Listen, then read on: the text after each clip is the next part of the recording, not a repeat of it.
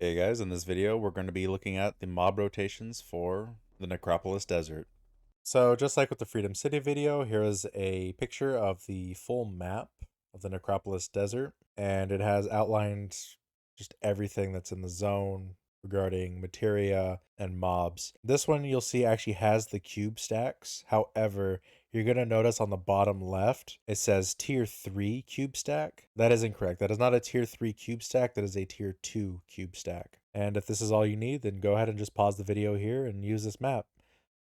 Now, like with the last map on Freedom City, I also got this one off of Discord. So if you'd like to join the Discord, if you haven't already, I'll be putting a link down below in the description for you. So the first thing to note about this is the Necropolis Desert is for the most part a mirror of itself. Now, we're going to do the same thing that we did last time with Freedom City, and we're going to go clockwise around the map, with the Undc West Point and East Points actually just being our north and our south. And the reason we're doing that is because this is the direction that you're facing in when you enter in the map and take the launcher. On our left side of the map here, and this goes for the outskirts of the desert as well, you're going to find loads and loads of fiends. That's going to be the main enemy for this side of the map. On the opposite side, the main enemy is brutes. However, regardless of what side you're on, you're still going to find elementals, scavengers, and even the occasional creeper. Like Freedom City, there's going to be random mobs that patrol the desert, but in the case of the desert, they're a lot higher level. They're generally level 15 or 16. And as far as I know, it can be any mob except for, I believe, the elemental. I've seen a single powered up brute, a single powered up creeper, fiend, scavenger. However, I've never seen a lone elemental wandering the map here. Not counting the rare mob that spawns in the outskirts of the desert. Alright, so like with Freedom City, we're going to start here with this little island. You're going to find a bunch of creepers on this island. This island is actually a copy of the Freedom City island, just with some minor changes, like it being covered in sand.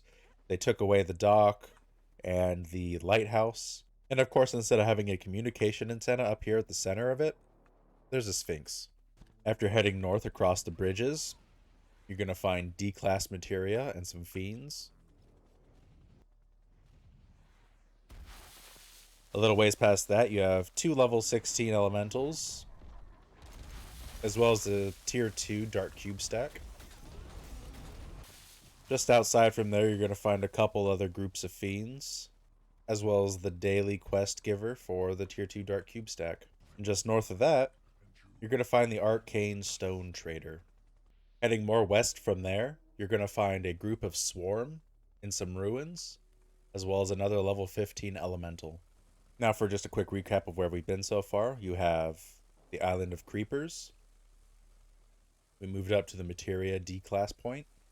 All throughout this general area, you're going to find fiends.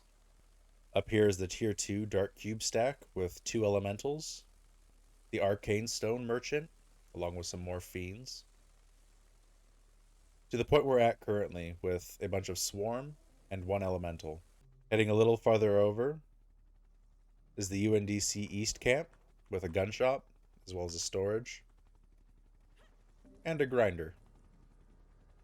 And then just a little more east of that, you're going to find this little town with some makeshift buildings at the center.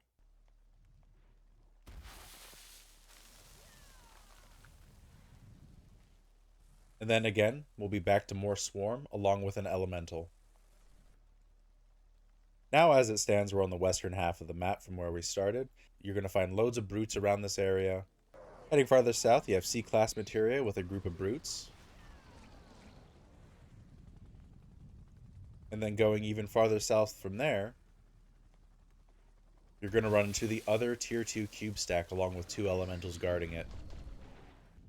Right outside is a familiar sight, where you're going to have a building along with these 2 boulders with some enemies around them, in this case brutes instead of fiends, as well as the quest giver for the tier 2 dark cube stack. However, at this house, instead of finding an arcane stone vendor, you're going to find the debt collector, who gives the quests for the bronze bars. Heading back eastward from there, you're going to find another group of swarm, as well as another elemental. Now when you come off the launcher, you're going to come to this house with a monk merchant, as well as a Undc soldier standing up on the roof. And the game actually tells you how the map is divided. You can see 3 brutes on one side, and 3 fiends on the other. So if you ever have issues or you get turned around on this map, Just come to the center and look at what is on what side. Now, heading more westward, you're going to find the Undc West camp. This camp has a general shop, your storage, and instead of a grinder, you have a forge. And then a little farther west from there, you have another one of these little towns. Something I actually forgot to mention with the previous town is, if you look inside these ruined buildings in the center, there's actually showers here. Now, sadly, with these showers, you can't get naked. Unless, of course, you purchase the nude cheats from the shop. However, the shower still works in removing the dirt from your character's body. Now for the outskirts. Now, the outskirts are really simple. You're going to find groups of enemies littered throughout. And on the left side of the map from entering, it's going to be fiends. And on the right side, it's going to be brutes. Now, just to make the point clear, I'm over by the B-class materia in the outskirts of the desert. As you can see, the majority of the enemy here is actually fiends. There's a couple scavengers and an elemental thrown in. But on the opposite side, you're going to find the same thing near the A-class materia, except it's just going to be a bunch of brutes. And that's it for this video, guys. I hope it was helpful, and I'll see you all in the next one.